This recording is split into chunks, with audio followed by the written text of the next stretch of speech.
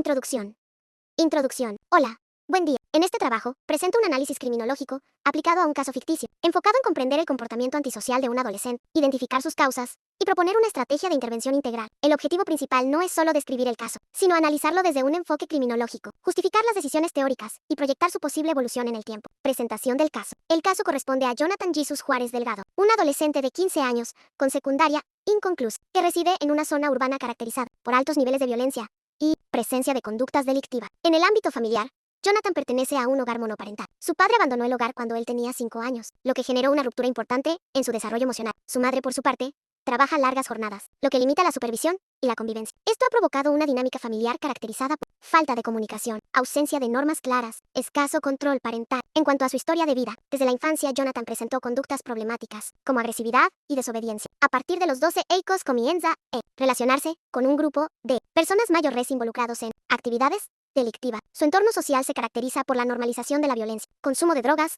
y presencia de pandilla, lo cual influye directamente en su comportamiento. Análisis del comportamiento antisocial. Jonathan presenta diversas conductas antisociales, entre ellas, robo a transeúntes, que constituye un delito, agresión física, también considerada delito, consumo de sustancias, como conducta de riesgo, deserción escolar, que refleja desvinculación social. Estas conductas no son aisladas, sino que forman un patrón progresivo, lo que indica el desarrollo de una posible trayectoria delictiva. Además, estas conductas cumplen funciones dentro de su contexto, como la obtención de reconocimiento social, integración grupal y resolución de conflictos mediante la violencia. Factores de riesgo. El caso de Jonathan se explica a partir de la interacción de múltiples factores. A nivel familiar, destaca la ausencia paterna y la falta de supervisión, lo que debilita el control social. A nivel social, la influencia de personas delincuentes y el entorno violento refuerzan la conducta antisocial. En el aspecto psicológico, se identifican impulsividad, baja autoestima y dificultades en la regulación emocional. Finalmente, en el aspecto biológico, se considera la etapa adolescente, caracterizada por la búsqueda de identidad y mayor vulnerabilidad al riesgo. Es importante señalar que estos factores no actúan de forma aislada, sino que se combinan, generando una criminogénesis multifactorial. Aplicación de teorías criminológicas. Para explicar el caso, se aplican dos teorías principales. La primera es la teoría del aprendizaje social, la cual sostiene que la conducta se adquiere mediante la observación, imitación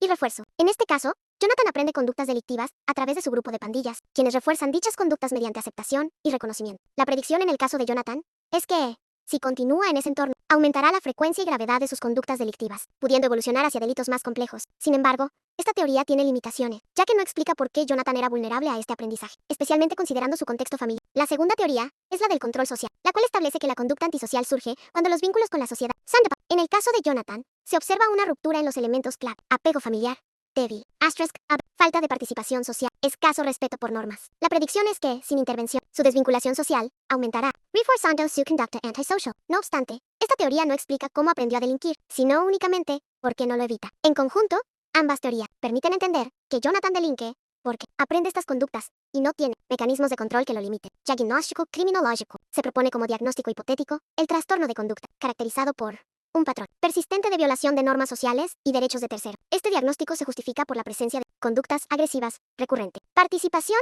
en delito, desobediencia constante, falta de remordimiento. Desde el enfoque criminológico, este trastorno no se interpreta como una condición aislada, sino como el resultado de la interacción entre factores familiares, sociales y psicológicos. Esto coloca a Jonathan en un nivel de riesgo medio alto de consolidación delictiva. Escenario de evolución. En un escenario sin intervención, se proyecta que en los próximos 5 años, Jonathan podría presentar una escalada delictiva, integrarse a grupos criminales y una identidad antisocial, con alta probabilidad de contacto con el sistema de justicia. Por el contrario, en un escenario con intervención, es posible lograr una reducción de conductas antisociales, mejorar su control emocional, reintegrarlo al ámbito educativo o laboral y modificar su entorno social. Esto demuestra que la trayectoria delictiva no es fija, sino que puede cambiar dependiendo de las condiciones de intervención. Propuesta de intervención. Se propone una intervención integral en 3 niveles. A nivel individual, terapia cognitivo-conductual para el manejo de impulso. A nivel familiar, fortalecimiento de la comunicación y establecimiento de normas. A nivel social, reintegración educativa y participación en programas comunitarios. Esta intervención se justifica porque atiende tanto las causas como las consecuencias de comportamiento antisocial. Conclusión.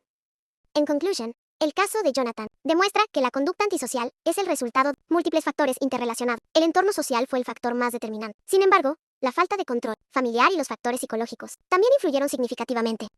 Este análisis permite afirmar que la conducta antisocial sí puede prevenirse, siempre que exista una intervención oportuna, integral y basada en evidencia. Muchas gracias.